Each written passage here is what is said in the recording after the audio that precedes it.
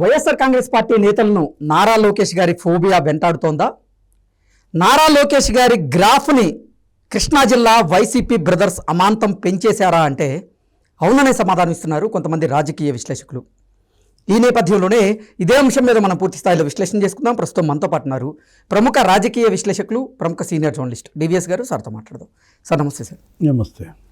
YSR Congress party నాయకులకి నారా లోకేష్ గారి phobia పట్టుకుందని ఇప్పుడు కృష్ణా జిల్లాకు చెందినటువంటి ఇద్దరు వైకాపా బ్రదర్స్ నారా లోకేష్ గారి గ్రాఫ్ని అమాంతం పెంచేశారన్నట్టుగా కొన్ని వార్తలు వస్తున్నాయి. దీని మీద మీ విశ్లేషణ ఏంటి సార్? అంటే ఒక కృష్ణా జిల్లా ఏముంది, మొత్తం అన్ని జిల్లాల వైఎస్ఆర్ కాంగ్రెస్ పార్టీ వాళ్ళు లోకేష్ గ్రాఫ్ను విపరీతంగా పెంచేశారు. ఇది రెడ్ బుక్ అని మొన్నటిదాకా రెడ్ బుక్ ఫీవర్, ఇక లోకేష్ లోకేష్ లోకేష్ అని లోకేష్ ఫోబియా. ఒక వణుకు కనపడతా, ఇది ఒక భయం కాదు, ఇది భయం కూడా ఇక నీకు పీక్ అనమాట. అంటే మీ ఇంటి దగ్గర చెట్టు కూలి కింద పడ్డా లోకేషే, మీ కిచెన్లో పిల్లి ప్లేట్ కింద పడేసిన ఉలికిపడి లేవటం లోకేష్ అనడం. అంటే నిద్రలో కూడా పలవరింతలా మనం చూసాం. జగన్మోహన్ రెడ్డి ఇంటి దగ్గర అక్కడ రోడ్డు మీద ఏదో అవి తగలబడ్డాయి, గగ్గోలు పెట్టారు. వాళ్ళంతటా వాళ్ళే అక్కడ ఎండిపోయిన కట్టెలకు నిప్పు పెట్టుకుని ఇది మళ్ళా ఏదో చెప్తారు. సరే, ప్రభుత్వం స్పందించింది, సీసీ ఫుటేజ్ అడిగింది, ఇప్పటివరకు సీసీ ఫుటేజ్ ఇవ్వాల. అంటే వాళ్ళే నిప్పు పెట్టుకుంటున్నారు, ఎవరో మా దగ్గర గందరగోళం చేస్తున్నారని. ఎందుకింత అభద్రతా భావం, ఏమిటి భయం? ఇప్పుడు జగన్మోహన్ రెడ్డి ఎందుకని తాడేపల్లిలో ఉండట్లేదు? పోనీ తాడేపల్లి తీసే పులివెందుల్లో ఉండొచ్చు కదా, పోనీ అక్కడ ఎందుకు ఉండట్లేదు? అంటే జగన్మోహన్ రెడ్డిది అభద్రతా భావమా, భయమా, లేదంటే వ్యూహమా? ఎందుకు నువ్వు యలహంకలో ఉంటున్నావు? బెంగళూరు యలహంకలో 5 రోజులు ఉండటం ఏంటి? కేవలం 1-2 రాత్రులే ఆంధ్రప్రదేశ్లో చేయడం ఏంటి? ఆంధ్రప్రదేశ్ మాజీ ముఖ్యమంత్రి కదా నువ్వు. ఇప్పుడు వారానికి ఒకసారి వెళ్ళు, అక్కడ ఒక రోజు ఉండు. ఎక్కడ? యలహంకలో. ఇదే షెడ్యూల్ 2 రోజులు యలహంకలో ఉండి 5 రోజులు తాడేపల్లిలో ఉండు.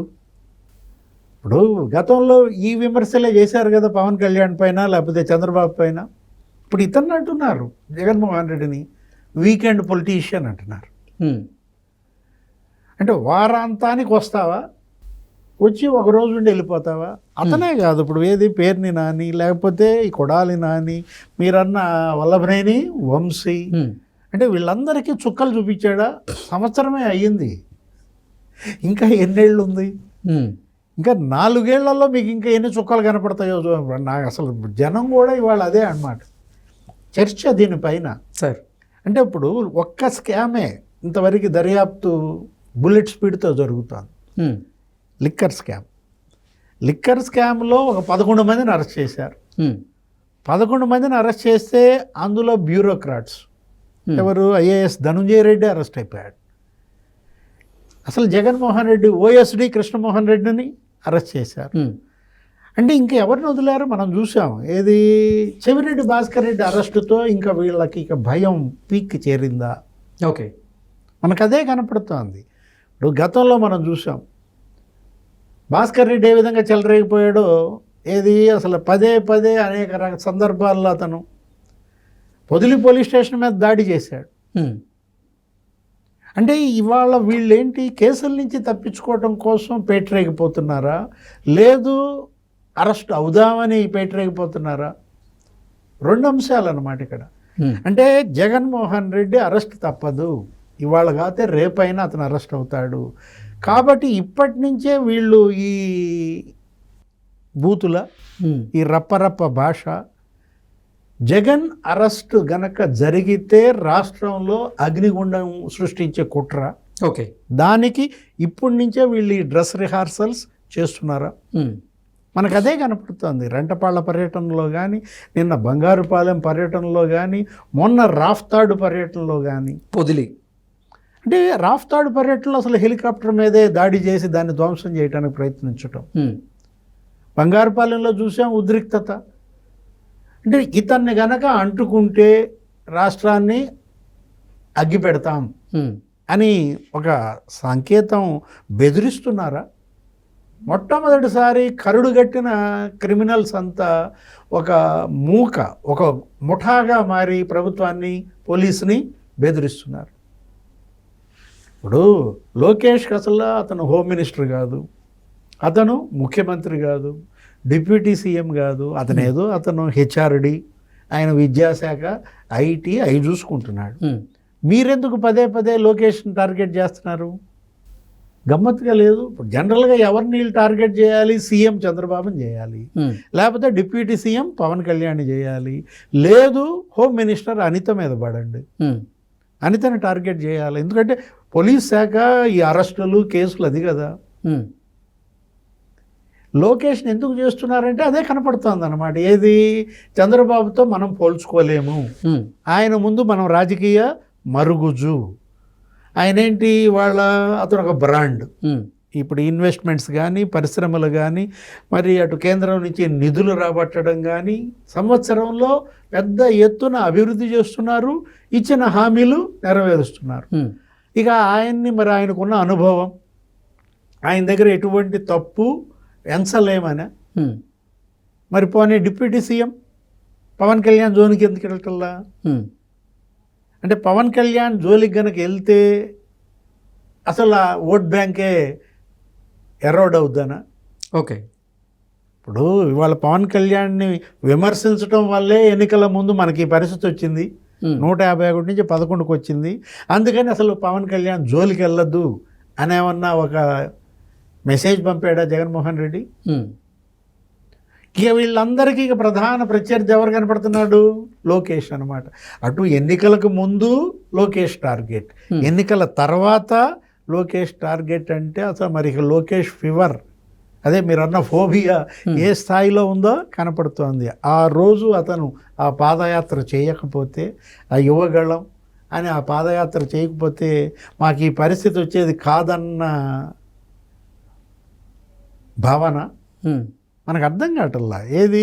మీ ఓటమికి కారణాలు అనేకం.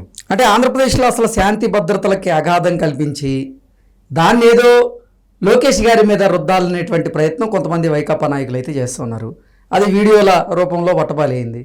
అసలు ఏంటి నిజంగా ఎందుకు లోకేష్ గారంటే ఈ వైకాపా సదరు నాయకులకి ఫోబియా పట్టుకుంది, వెంటాడుతోంది? ఆ ఫోబియా అంటే ఏం చెప్తారు? వీళ్ళు అసలు రాజకీయం చేస్తున్నారా, రౌడీయం చేస్తున్నారా? ఇది రాజకీయం కాదు, ఇది రౌడీకీయం. ఇది ఒక రకంగా చెప్పాలంటే వీళ్ళు అరాచకీయం. ప్రతిపక్షంగా తెలుగుదేశం ఎలా పనిచేసింది, వైసీపీ ఎలా చేస్తోంది. ప్రతిపక్షంగా జనసేన అప్పుడు ఎలా పనిచేసింది, ఇప్పుడు వైసీపీ ఎలా చేస్తోంది. వాళ్ళు ఎలా రెచ్చగొట్టారా? వాళ్ళేంటి, మీరు చేసినటువంటి అవినీతి కుంభకోణాలు, మీ అక్రమాలు, వాటిపైన అసెంబ్లీలో యుద్ధం చేశారు. ఇప్పుడు మీ బాధితులందరినీ పరామర్శల పేరుతో జనసేన పవన్ కళ్యాణ్ ప్రతి చోటకి వెళ్ళడం, అందరితో పరామర్శించడం, వాళ్ళకి ఏదో ఆర్థిక సాయం, ఆయన సినిమాల్లో సంపాదించిన డబ్బు అటు కౌలు రైతులకి లేదా ఇటు ఉద్దానం కిడ్నీ రైతులకి, ఇట్లా సమస్యల పైన అప్పటి ప్రతిపక్షం పోరాడింది. ఇప్పుడు మీరేంటి రప్ప ఏంటి, నరుకుడేంటి? అంటే క్రిమినల్స్ని ఇవాళ వెంటేసుకుని జగన్మోహన్ రెడ్డి ప్రతి చోట ఒక భయోత్పాతం అది కనపడుతోంది అనమాట. అంటే భయపెట్టి ఇవాళ ఓట్లు పొందుదామనా?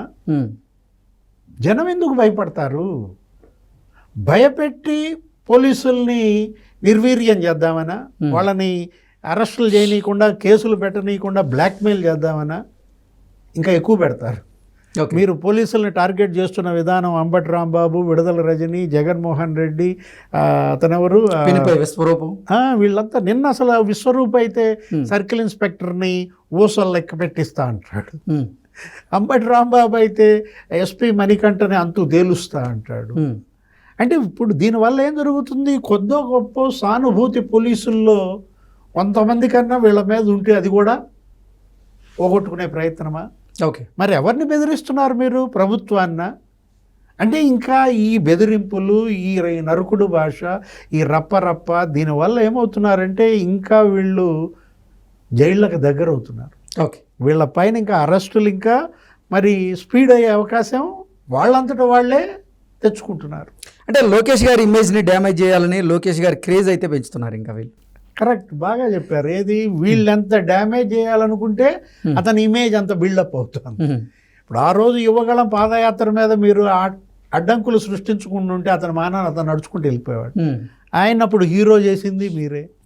ఇప్పుడు బ్రహ్మాండంగా ఆయన పైన ఆయన చేసుకుంటున్నాడు. ఏంటి, అటు ఐటీ కంపెనీలో, ఇటు విద్యా సంస్కరణలో, ఉపాధ్యాయ సంఘాలతో మీటింగులు, అటు యోగాంధ్ర అంటున్నాడు, లేకపోతే ఇటు ఈ పీటీఏ మీటింగ్స్ అంటున్నాడు. అతని రికార్డుల్లో అతను ఉంటే మీరు ఇప్పుడు మళ్ళీ ఈ మాటల వల్ల, ఈ రెడ్ బుక్ కలవరింతల వల్ల అతను ఇంకేంటి ఎంత ఎత్తుకి లోకేష్ని పెంచుతారు, మీరెంత దిగజారిపోతున్నారు. అతన్ని పెంచడం దేవుడెరుగు, మీ దిగజారుని ఇప్పటికన్నా దాన్ని అడ్డుకోండి. Okay sir, thank you so much.